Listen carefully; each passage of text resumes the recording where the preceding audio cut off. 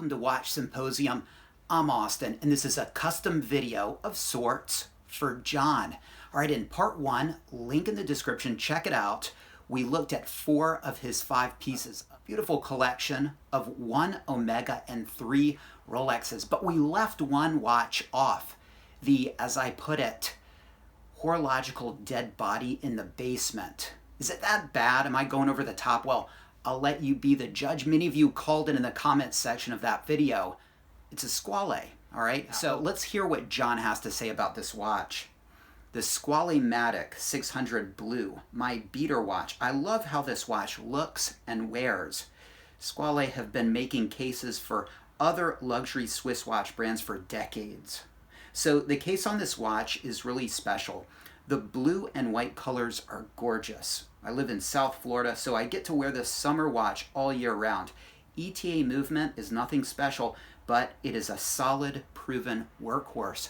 And he touches on some merits of the watch, the serviceable ETA movement, the aesthetics, how the watch wears, but he also incorporates some marketing speak in this that comes straight from Squale and the people that push Squale watches.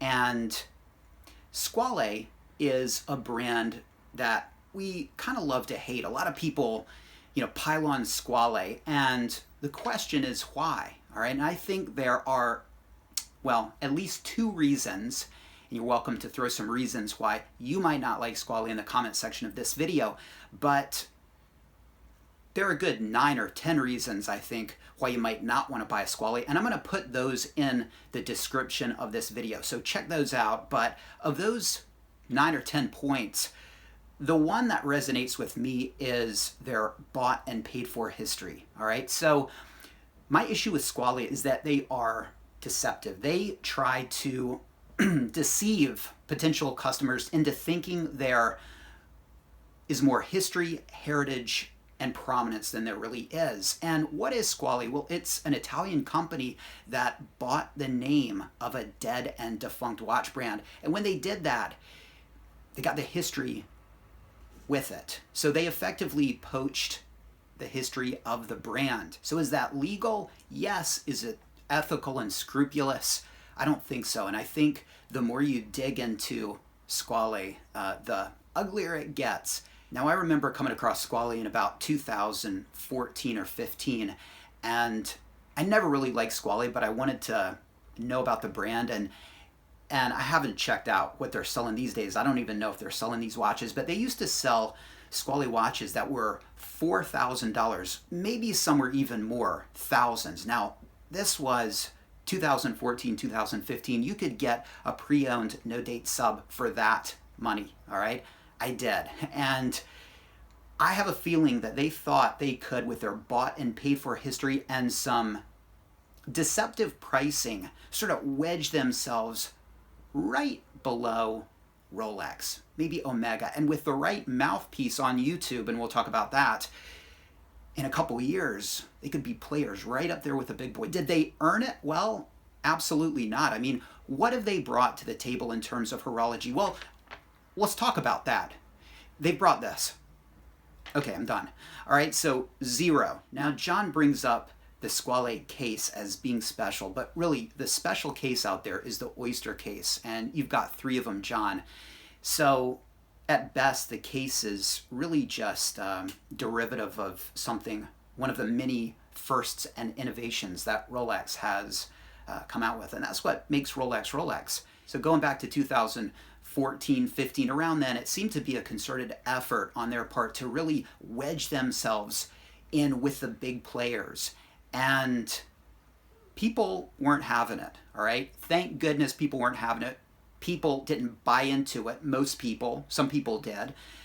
But most of us see through that, and kind of, it doesn't sit well, all right?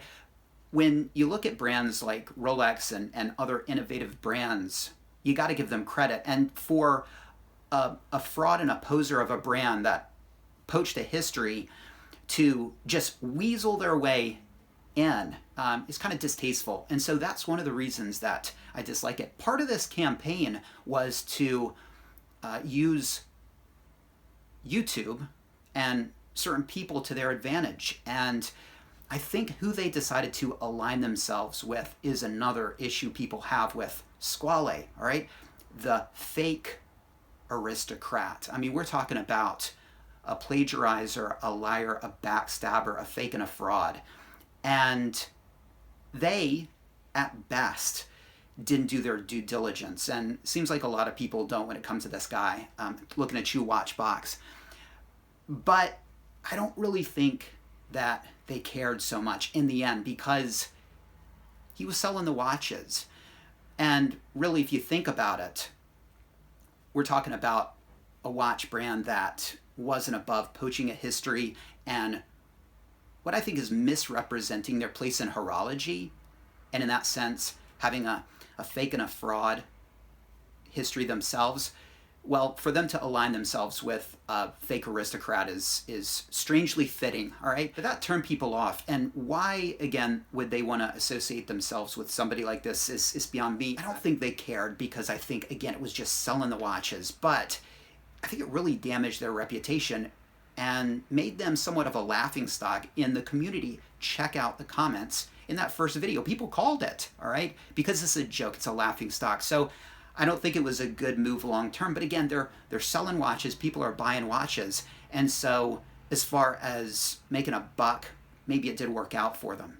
Now, touching on that bought and paid for history a little bit, it allowed the people who I just referred to pushing the Squale watches to draw a false equivalence, really put them up there with something like Rolex. And so for the uninformed, it makes sense, and these can look like budget options. I've had Squale owners tell me, I hate Squale because I know deep in my heart that I was ripped off by Rolex, that I made a mistake and I'm doubling down. And whether they truly believe that or not, I don't know. I mean, I keep making that mistake again and again, and man, if I can find the right piece, I'm going to make that mistake again tomorrow, right? But there are people walking around that think that's the smart money, right? And that's the value proposition. And they don't think about things like value retention and how these watches will age. I mean, think about that $4,000 Squale. I mean, if you had bought that thinking I could get a pre-owned sub or this $4,000 brand new Squale, you'd be kicking yourself today. But looking at John's collection, what do you think? I mean, does this look better, or does this bring it up or bring it down? I mean, drop a comment in the comment section. But I thought it brought it down for some of the reasons that I brought up. So the question is, can we look at this as a watch in and of itself and just disregard its history and just look at it as a beater, a legitimate beater that has a place in his collection? Well, it's a $900 watch, and you can get comparable watches for a lot less with ETA movements and sapphire crystals. And I'm thinking of Steinhardt, for example, and I used to lump those together, Steinhardt and Squale, and that's a mistake because Steinhardt watches are less expensive. I think they're more fairly priced, and they're an honest brand about, you know, their origins and who they are, and I respect that. I mean, call me crazy, but I don't like when a company tries to weasel in a bought and paid for history and deceive me in that way. And we're talking about Squale watches that are like $900. I know that's sort of the average price for a Squale. And what is that $400 premium for? Well, I think for a lot of people, it's that history they're buying into and that they've bought into. But does it make for a good value proposition? Well, as a beater, and this is a bit of a tangent, I think a beater should be well below $500. I think $200 or $300 is great for a beater.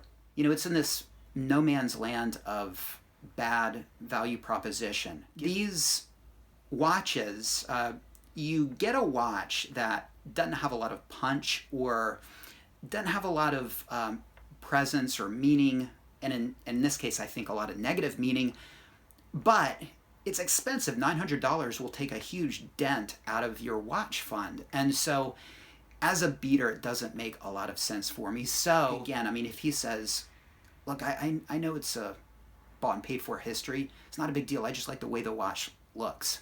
and I was okay with the price. Okay, fair enough. But it seems to me that he's bought into the marketing speak a little much. And the question is, when he's wearing this watch, people like you and I, when we see it, is it going to raise his reputation in our eyes? And I know that's not really so important, but it's a factor, and it's not going to. And so you got to ask yourself if you want that watch in the collection. And again, if you're willing to say, hey, I'm okay with that, and all the baggage that comes with having a Squale, okay, all right, but there is some baggage there, and I personally would want to get out of it and go with something with a little bit better of a reputation. I think that would reflect better on John. All right, let me know what you think about this, guys. Did I go over the top? Was it that bad? I think it was, all right? But I think this collection is a hell of a lot better than this collection. And bad watches can bring your watch collection down. But again, let me know what you think. Take care. Thanks for watching. And I'll see you in the next video when we talk about what he should get next. See you next time.